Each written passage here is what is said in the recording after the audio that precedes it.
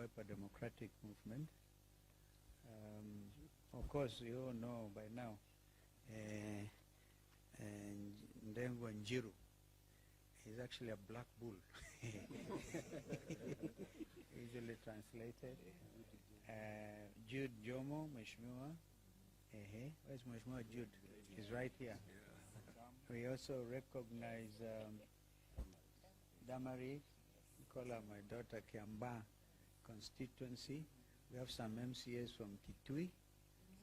That is Mercy there. But Mzee wa Bagusi, businessmen and professionals. Mzee Nyambane is actually Zakayo. Zakia, Zakaya. FJNC, Kamau. Oh, Kameme. Thank you. Oh, well done. Former MCOs. Yeah, just mention MCA Kiambu. Karisho. Ah, good. But of course, today we call each other Mwanaiya. In Kikamba means brother. A former MP for Limuru, Mheshimiwa Peter Mwadhi. Part of the reason we are here, literally. So, the subject matter is entitled State-Sponsored Terrorism and the Lack of Political Goodwill to Implement the NADCO Report. Good afternoon, ladies and gentlemen, and thank you for joining us here at this center. On Thursday, November 28th, instead of mourning the unexpected loss of their 23-year-old son, Erastus Duarte, a family and community were forced to flee and seek refuge owing to thugs. Several mourners, including Duarte's relatives, suffered injuries that required medical attention. Others were fortunate to escape the melee physically unscathed. As the dust settled, it was evident that these goons had one purpose in mind: to disrupt, to destroy, and prevent persons whom they felt were hostile to the Kenya Kwanza administration from interacting with mourners in Bibirone village, Limuru constituency, Kiambu County. To compound an already dire situation, area MCA Christopher Ireri and former Limuru MP Peter Mwadhi were abducted and unceremoniously bundled into Subarus by unidentified men before being abandoned near the southern bypass at around 11 p.m. That is for Peter Mwadhi. For Christopher, we gather is still in hospital in Kiambu, many kilometers away from Bibirone village. By the way, these were by hooded men. Fully armed with walkie-talkies. I think you hear the testimony of Mheshimiwa Mwadhi.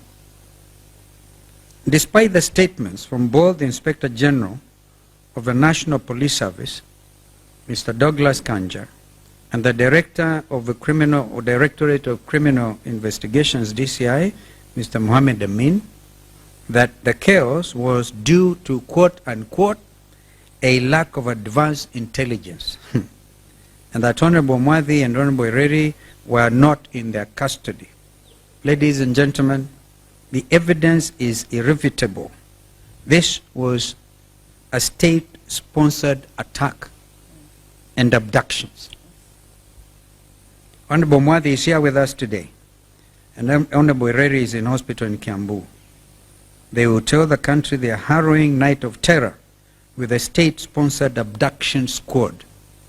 The Subaru boys.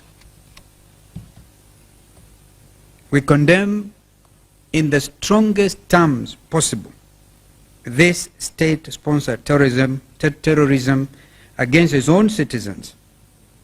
We are reminded of the words of German pastor Martin Niemoller, very famous. He famously said, and I quote, "First, they came for the socialists, and I did not speak out because I was not a socialist.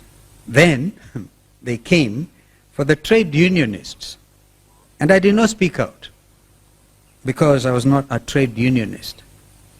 Then they came for the Jews, and I did not speak out because I was not a Jew. And then they came for me, and there was no one left to speak for me. End of quote. So Kenyans, that's exactly where we are. If we don't speak out, we will suffer the consequences. Ladies and gentlemen, a terrorist attack on one Kenyan is an attack on all of us, regardless of race, ethnic community, and political persuasion. An abduction of one of us is an affront to all who believe in a free and democratic society. We therefore call upon all Kenyans, irrespective of political persuasion, to call out this rogue regime and in one accord say, no, no more state-sponsored terrorism. Fellow Kenyans, we can now attest to the power of our combined protest voices against poor governance and corruption. Kenyans from all walks of life protested peacefully in the courts, on social media, and in print and broadcast media against the Adani Group's opaque, non-competitive, and secretive deals to take over Jomo Kenyatta International Airport, JKIA, and the Kenya Electricity Transmission Company, KETRACO. It was the U.S. Department of Justice's indictment of Adani for violations of the Foreign Corrupt Practices Act, a U.S. anti-bribery law that finally forced Mr. Ruto to concede and purports to cancel the Adani Group deals in the transport and the health sectors on Thursday, November 21, during the State of the Nation address. Whether or not Mr. Ruto's embarrassing concession was due to foreign intervention, it is clear that he did not listen to his fellow Kenyans as he later claimed. What is evident and should be clear to Mr. Ruto and his government is that the voices of the people are and will continue to be the most important, as stated plainly under Article 1 of Kenya's Constitution 2010. While we, the People's Loyal Opposition, acknowledge, encourage, and respect people's voices, the victory is by no means complete. The opaqueness in the purported cancellation of the JKI and KETRACO deals needs to be examined. In addition, the Adani connection, the Social Health Authority, SHA, and Social Health Insurance Fund, SHIF, the Adani needs to be severed immediately. Ladies and gentlemen, co-chair of the dialogue process, I can attest that we negotiated in good faith. This regime has demonstrated time and again that they are not interested in justice or in the interests of Kenyans. Since the tabling of the report in Parliament almost a year ago, on December 7th, 2023, the NADCO agreement has not been implemented. The few concessions on the cost of living have not even been honored. The matters relating to electoral justice have not been implemented, including evaluation of the 2022 election outcomes. The constitutional and legal reforms to ensure credible elections are still pending. Aggression against Jubilee, because we also had that as a very important agenda item. That's not contained in my statement here. But that was a very important agenda, integrity and commitment to multi-party democracy. And by that we meant that this state-sponsored aggression on Jubilee Party had also to stop. We now know there's even, again, state-sponsored appeal to the higher courts. The Kenya Kwanza regime is clawing back and putting the country on a dangerous trajectory. They are determined to violate the NADCO agreement and the proposed constitutional and legal instruments agreed. Of particular concern are the constitutional timelines for boundary delimitation and the reconstitution of the Independent Electoral Boundaries Commission, IEBC. The regime is already breaching the Constitution by failing to meet constitutional deadlines for boundary delimitation. We are already facing, ladies and gentlemen, a constitutional crisis. And I saw the cry by the management of the IBC saying they're seeking an advisory for the Supreme Court. Well, they should just tell Mr. Ruto to implement NADCO report. On IBC, the regime is not interested in the reconstitution of a credible commission. Through sponsored court cases, the process of setting up the panel has been frustrated. We have a simple question for the judiciary, which, as we say, the last line of defense for democracy. Did the Constitution envisage a situation where the commissioners of the IEBC are not in office? Did the framers of our Constitution contemplate a situation where the courts can allow for a dysfunctional commission? The unpopular regime does not want Kenyans to exercise their sovereign authority by electing leaders through by-elections and referendums, recalling unpopular elected officials or members, and properly preparing for the 2027 elections. Kenya Kwanza is preparing to undermine the people's sovereign authority and manipulate the next election. We will, of course, not allow them. The bill in Senate to stop, for example, the live streaming of results is one way of stealing elections, the coming elections. We will not allow them. In 2024, as the country's position deteriorated, Kenya's violent youth, headed by Generation Z, returned to the streets to seek justice for Kenyans. They were confronted with severe force as of 2023. In reality, there have been orders of abduction and extrajudicial killings following the Gen Z revolution. We want to tell the Gen Z and the Gen Wote that we will continue to stand with them against this state-sponsored violence and impunity. We are still unearthing evidence of infractions, including those that contravene international law. The regime cannot understand the just demands of Kenyans cannot be wished away. As the lives of Kenyans become intolerable and precarious, we continue to demand justice. The next mandamanos will resolve Kenya's problems once and for all. Finally, we want to warn the Kenya Kwanza regime in the clearest possible terms. We will not allow A, the balkanization of our nation. B, we will never again allow the rigging of elections. And C, we will continue to resist against oppression, come what may. Thank you very much, and may God bless our country, Kenya. Asanteni. Kama kuna swali, but probably before you ask, maybe give opportunity to Mheshimiwa Peter Mwavi. They are actually bought with taxpayers' money. We have said time and again that these are goons sponsored by the state, using walkie-talkies. No amount of denial by the Inspector General and the DCI will convince Kenyans that this is not the case. And I want to challenge Mr. Kanja.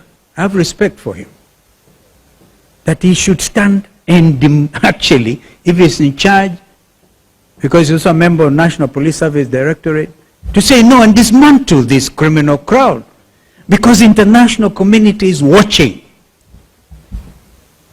We must tell them, Kenya is not an island, and everybody is focusing their mind on see the deterioration in the rule of law practice in this country. So, Mheshimiwa Mwadhi, pole sana. He said that twice, 3 times, anapelekwa kwa bush, alafu anaulizana, na hapa iko sawa. Yani hapo amumalizie hapo. Maximum fear and the terrorism. Thank you, Your Excellency, and colleagues who are here, and members of the Fourth Estate. I hope I'll be able to give the story without being emotional. But I want to break it into 2 parts. And part 1 is at the burial the day before and at the burial of Erastus. The day before the burial, Rick G, the former deputy president, called me and he asked me to represent him in that funeral committee with 50,000 shillings. And he also said that he would attend that burial. So when I went there, I found so many people, roughly about 300 of them.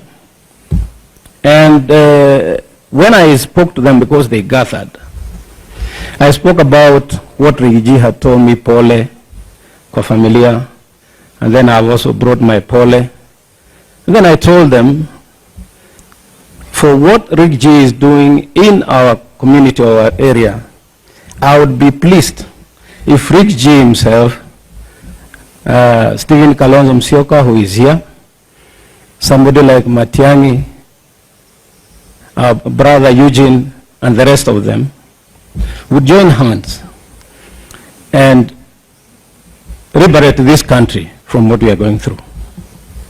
The people who are there were very excited, extremely excited, even to hear that Rick G was going to come. But more importantly, when they heard that there is intention to bring all of us together so that we can liberate our country. That was the day before. And so I told Rick G, watu wamepokea vizuri na wamesema unaweza kuja.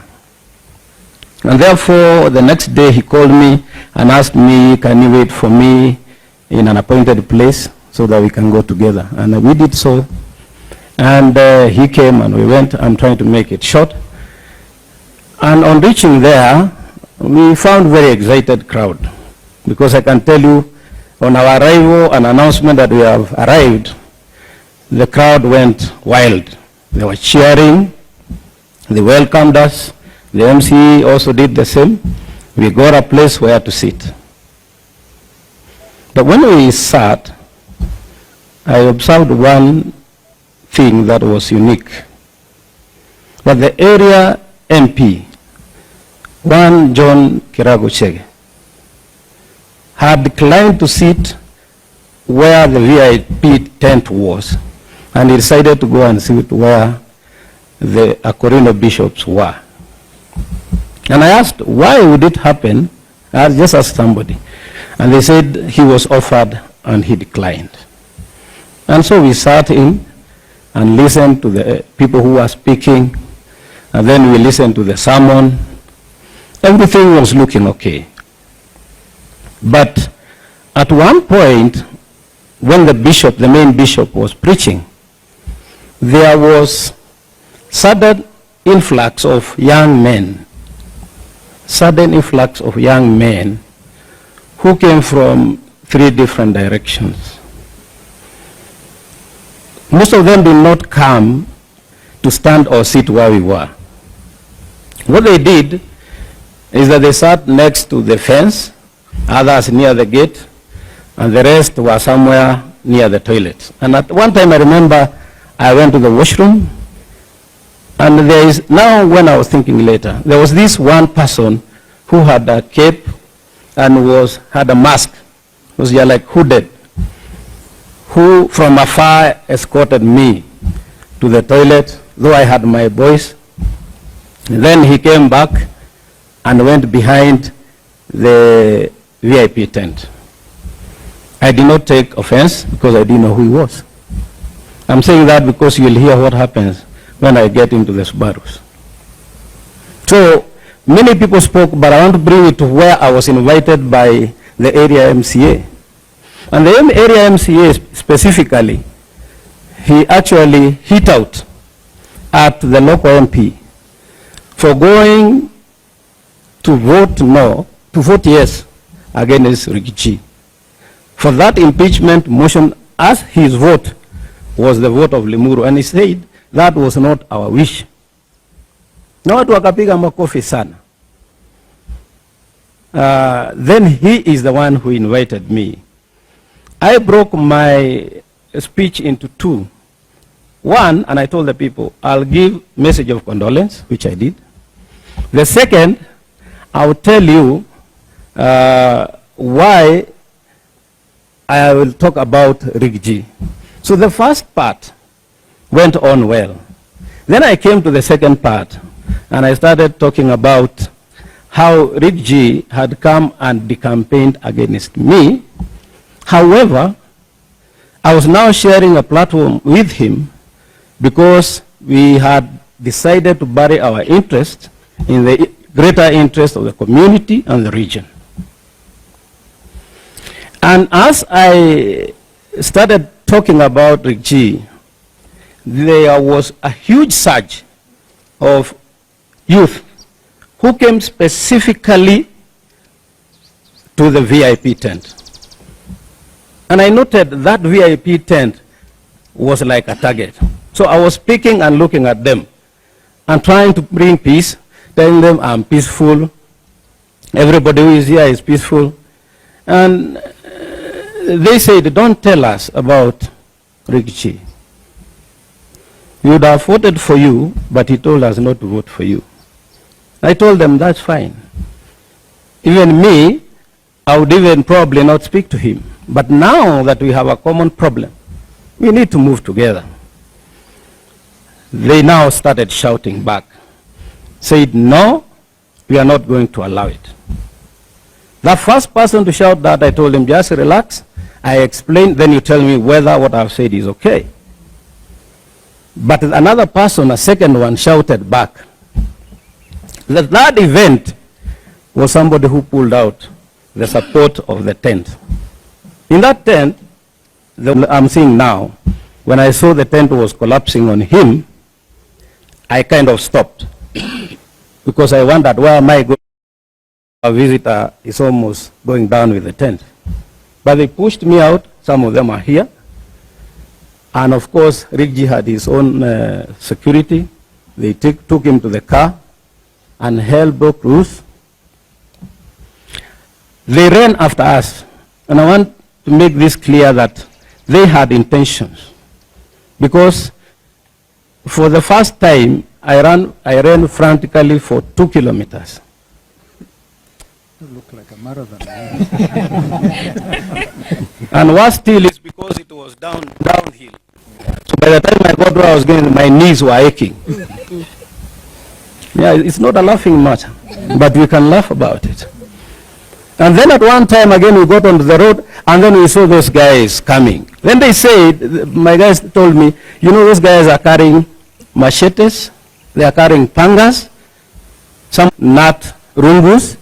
So the best thing you can do, tusipite barabara, when they see they can't get you, wataingia kwa boda boda, alafu watafika mahali tuko. And indeed I did that.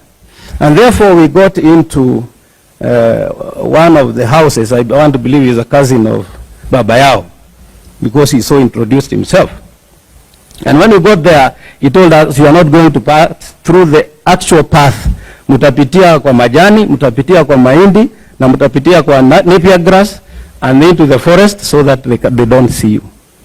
When we explained what was happening. And he quickly said, can you take off? Because probably he imagined what kind of harm there was going to be. So we took off, and we ended up in some road. And one of my PAs, then I told him, now that we are here, what do we do? I cannot go to walking to the main road. I don't know what will happen. So he said, we'll ask for a taxi. And he asked for a taxi. And this taxi came, it was very near the main road. And because I knew those guys probably would come to the shopping center of Bibirioni, I decided then I'll tell the taxi to drive me away towards Naivasha, and wherever I'll be, probably I'll look for a vehicle means to get home, and that's what they did. In the meantime, I was trying to call my guys. My driver was not picking, but at least one of the guys picked and he said he's okay. Vehicles have been hammered, but where we end up to, you just go, we will see what to do. So me, I took off on the way towards flyover. There's a center called Flyover. And we were in that taxi. There are two Subarus. One black came in front. One green was at the back. But the one that came in front just stopped askew in front of us. And then this other one, when we checked, it was just almost knocking the bumper of the taxi. So two guys came from the front one.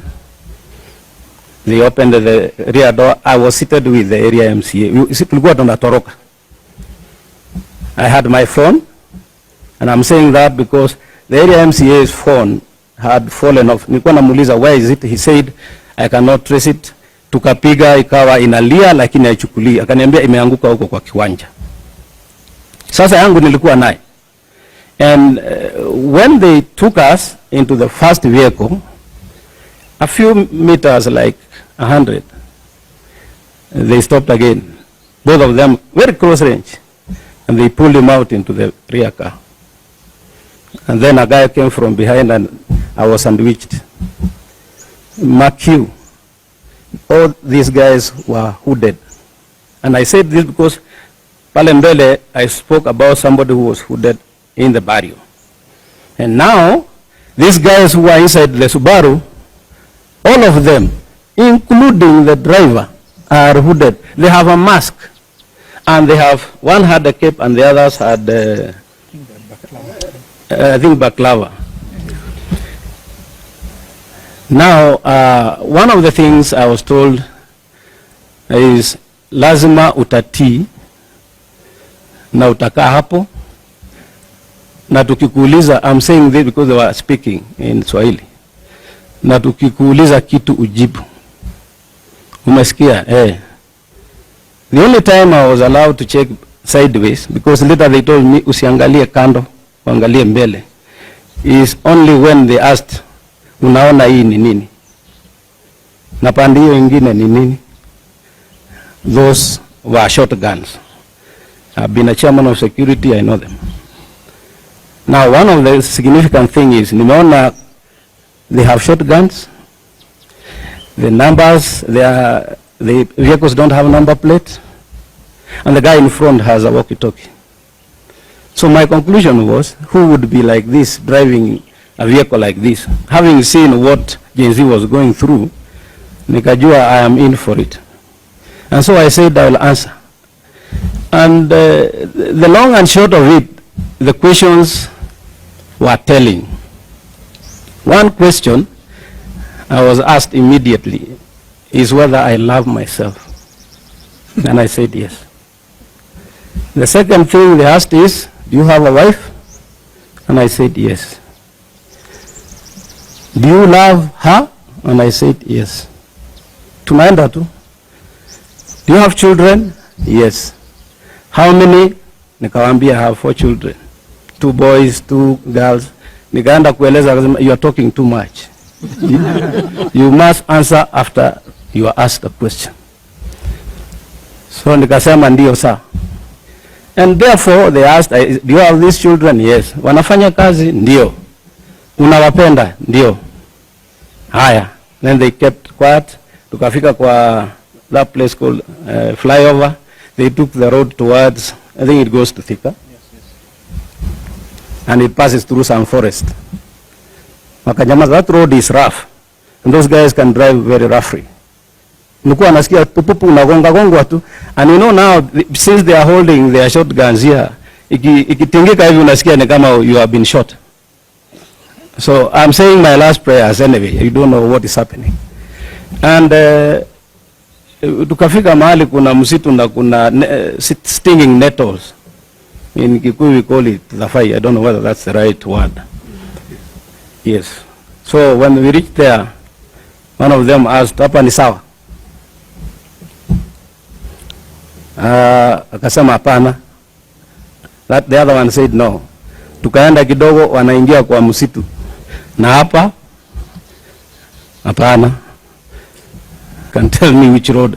I think it goes towards that hospital Kijabi or something. Yes. And they stopped at some forest, and then hata mmoja alitoka hapo. Kaulizwa hapo ni sawa? Akasema hapa ni sawa. Mimi nikasema now that is it. I'm done. At that point, jamaa karudi akasema, hebu niambie, wewe uko na Twitter account? Nikamwambia ndio. Nani anakuandikia hiyo Twitter account? Nikasema ni mimi, I do it. Ni vitu gani unaandika hapo? Nikamwambia naandika zile vitu naokota kutoka kwa group, na vile Kenya kunaendelea, kama kuna shida naandika. Kwa hivyo wewe ndio unajua sana. Nikamwambia hapana, ukiangalia zile vitu nimeandika zote ni zile watu wengine wanasema. Na wewe unapenda serikali? I know I lied because I said yes. Because I don't love it. To survive. Yeah, I lied. I said yes. I said, wakasema, haya, twende. So we went down and they got onto the Mahiu Road, and then we took off towards Narok. Now towards Narok, we got into a place, kuna mahali hakuna manyumba, but there are some thickets. They stopped there. That was the third time. And said, hapa ndio mwisho. So I didn't know whether ni mwisho wa safari ama ni mwisho yangu. Kasema hapa ni sawa kabisa. So I asked, mlikuwa mnataka nifanye aje? Because mimi sijaongea kitu mbaya.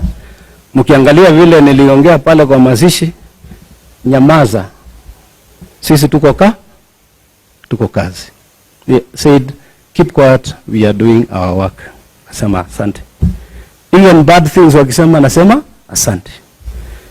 Then all of a sudden tena wakapinduka, and from that point towards Mahiu, there was intense discussion between them and somebody. Ule alikuwa mbele ndio alikuwa anauliza wanasema kilo chali bravo something, vitu kama hizo. I know it's some coded word, and mostly used by police. Now having been a chair of security, I know that, and maybe other people they use. But now I'm convinced that hizi magari hasina namba, watu wako na guns, wamejihud na wanaongea kilo chali, and I saw what happened to the agency. Then I knew I was obviously with those kind of people who are molesting peace-loving Kenyans just to stifle democracy. And so they took off talking, very coded, extremely coded language.